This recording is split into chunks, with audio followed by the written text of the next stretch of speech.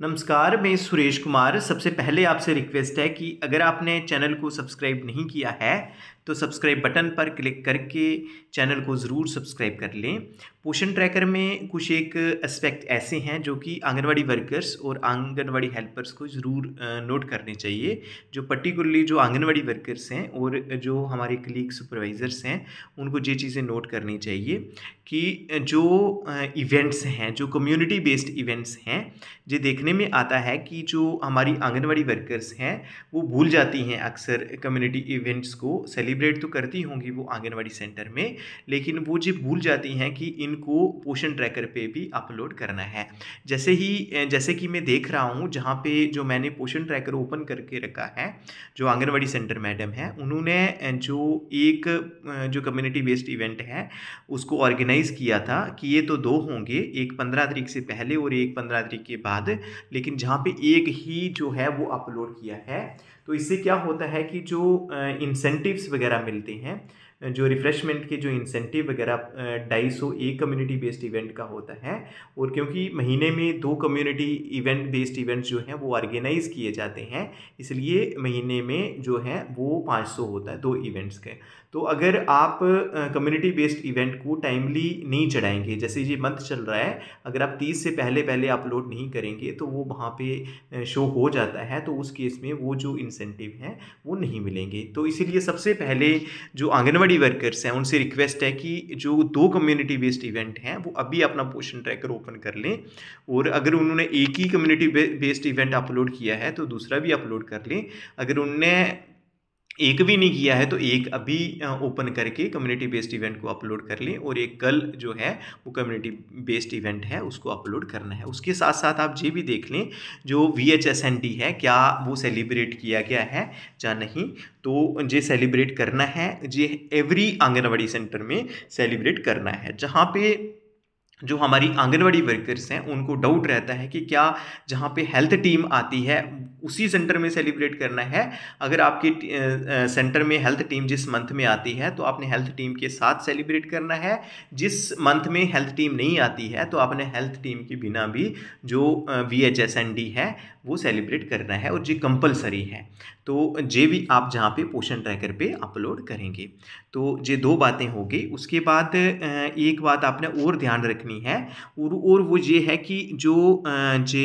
हमारे न्यूट्रिशन वगैरह आप प्रोवाइड करते हैं, वो देखने में आया है कि जब भी जैसे जो पूरी इन्फॉर्मेशन आप पोषण ट्रैकर पे अपलोड करते हैं तो वो कंपाइल होती जाती है। पोषण ट्रैकर का सिस्टम ही ऐसा है, तो उससे पता चल जाता है कि एक प्रोजेक्ट में या किसी आंगनवाड़ी सेंटर में या किसी डिस्ट्रिक्ट में या स्टेट में जो कितने बेनिफिशरीज़ को कितने डेज़ का न्यूट्रिशन मिला है। तो अगर हम जम्मू कश्मीर की बात करें तो जहाँ पे मैक्सिमम आ रहा है कि जो बहुत कम आंगनवाड़ी सेंटर्स हैं जहाँ पे एबव 21 डेज़ जो है ये न्यूट्रिशन दिया गया है एज़ पर पोषण ट्रैकर रिकॉर्ड। तो इससे क्या होता है कि हमारी जो परफॉर्मेंस है वो कम जाती है। तो इसी से ये प्रॉब्लम क्योंकि अगर हमारा पोषण ट्रैकर मेंटेन नहीं होगा तो उससे ही प्रॉब्लम आगे क्रिएट होती है फ्लो ऑफ फंड्स में। तभी जो है हमारी जो टाइमली सैलरी है, जो ऑनरेरियम है, वो नहीं मिलता है। इसलिए हमें ज़रूरी है कि जो पोषण ट्रैकर में हर एक एस्पेक्ट है वो आंगनवाड़ी वर्कर्स अच्छे ढंग से समझ लें, और उन्होंने क्या करना है कि हर एक एस्पेक्ट को फिलअप करना है। तो इसी सिलसिले में अगर हम देखें जो गाइडलाइंस हैं आप खुद भी चेक कर सकते हैं गूगल पे जाके, जो सक्षम आंगनवाड़ी एंड पोषण 2.0। तो मैं पोषण 2.0 क्योंकि ये जो चल रहा है फेज़ पोषण अभियान का पोषण 2.0 चल रहा है, तो इसमें अगर आप देखेंगे तो जहाँ 3.3 जो पैराग्राफ है इसमें सप्लीमेंट्री न्यूट्रिशन दिया गया है। तो इसमें सप्लीमेंट्री न्यूट्रिशन जिस बात पे मैं आपकी बात आपको लाना चाहता हूँ वो ये जो लिखा है थर्ड जे नीचे आप देखेंगे जहाँ लिखा है number of days supplementary food to be served, कि कितने दिन के लिए जो आंगनवाड़ी वर्कर है वो प्रेग्नेंट लेडीज़, लैक्टेटिंग मदर्स, जो बच्चे हैं 6 महीने से लेके 3 साल और 3 से लेके 6 साल तक के बच्चे हैं, इनको कितने दिन का न्यूट्रिशन देना है। तो ये गाइडलाइंस में जो बताया गया है हम उसकी बात कर रहे हैं। तो जहाँ पे लिखा है सप्लीमेंट्री जो न्यूट्रिशन है under scheme shall be served for minimum 300 days in calendar year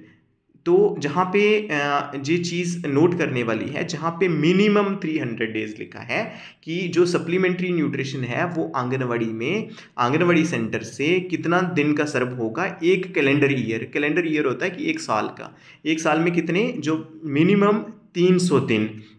सर्व होगा। तो अब क्वेश्चन होता है कि मैक्सिमम कितने डेज, तो ये भी हम आगे चर्चा करेंगे, लेकिन मिनिमम जहाँ पे लिखा है कि जो 300 दिन जो है, जो न्यूट्रिशन है वो सर्व करना है एक साल में, तो उसके है that is on average 25 days in a month with respect to morning snacks, hot cooked meal and take home ration. तो हम कितना देंगे, 25 जो डेज हैं पर मंथ का जो न्यूट्रिशन है जो बेनिफिशरीज को देना ही देना है। तो जहाँ पे दैट मीन्स मिनिमम 300 डेज एक साल में, और मिनिमम अगर हम एवरेज की बात करें, ये अलग बात है कि जैसे फेब मंथ है उसमें होते ही 28 या 29 डेज होते हैं, वो अलग सी बात है। जी हम एवरेज की बात कर रहे हैं कि एवरेज जो है वो 300 दिन जो है वो साल का है, और एवरेज अगर महीनों की बात करें तो जो है वो 25 डेज पर मंथ का जो THR है, या HCM है, या मॉर्निंग स्नैक्स हैं, वो हमने बेनिफिशरीज को देने ही देने हैं। तो इसीलिए प्रॉब्लम क्रिएट होती है, क्योंकि हमारी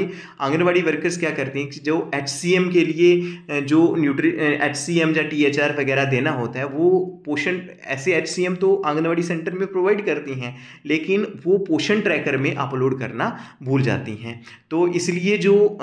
उनकी जो प्रोग्रेस है वो डाउन रहती है। जहाँ पे आपको दोबारा से बताते चलें कि जैसे हम जब देखते हैं कि कितने दिन का जो न्यूट्रिशन है वो प्रोवाइड किया गया है, वहाँ एक कॉलम आता है अबव 21 डेज, तो दैट मीन्स आपने 21 डेज के अबव देना ही देना है, क्योंकि फॉर एग्जांपल किसी मंथ में छुट्टियां रहे हों, जहाँ संडेज ज़्यादा आए हों, तो उस सिलसिले में आपके 25 डेज किसी कारणवश नहीं हो सके हों, तो 21 डेज तो होने ही चाहिए। तो आपने ये ध्यान रखना है कि HCM प्लस THR टोटल जो है वो 21 डे का जो है 21 डे के अबव ही होना चाहिए, और आपका जो पोषण ट्रैकर है, जो वर्कर्स का पोषण ट्रैकर है, आप अपना चेक कर लें, वो वैसा रिफ्लेक्ट करना चाहिए। जैसे मैं जहाँ देख रहा हूँ कि जो HCM है,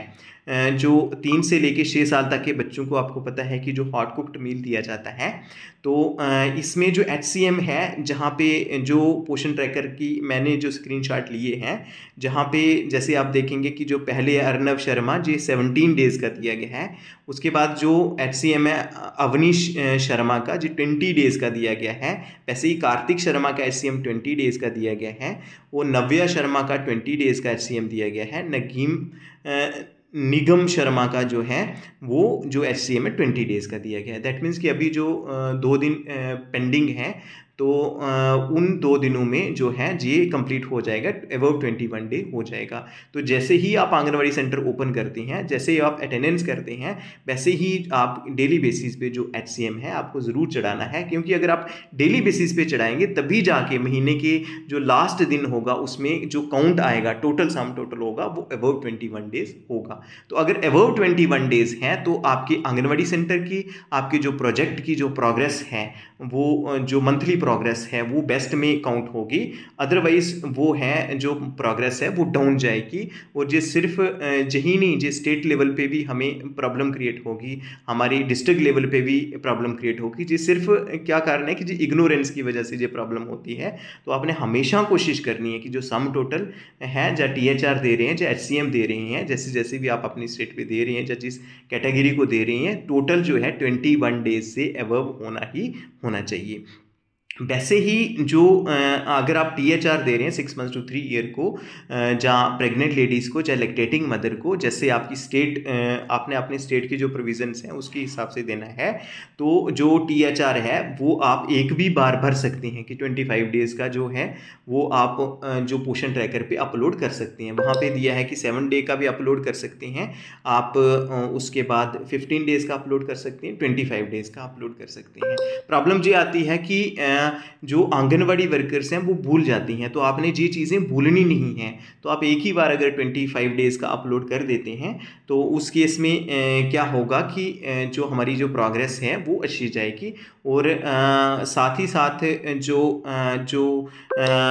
जे है अपना HCM और THR है जी टोटल की जो 21 डेज़ के जो एवो वाला कॉलम है उसमें होगा। तो इसमें आपने एक बात और ध्यान रखनी है, अभी हम पीछे बात कर रहे थे कि मैक्सिमम कितने डेज़ का न्यूट्रिशन दिया जाएगा, तो उसमें पोषण ट्रैकर में भी लिमिट जो है वो सेट की गई है। तो मैक्सिमम जो न्यूट्रिशन दे सकते हैं वो 30 डेज़ का दे सकते हैं।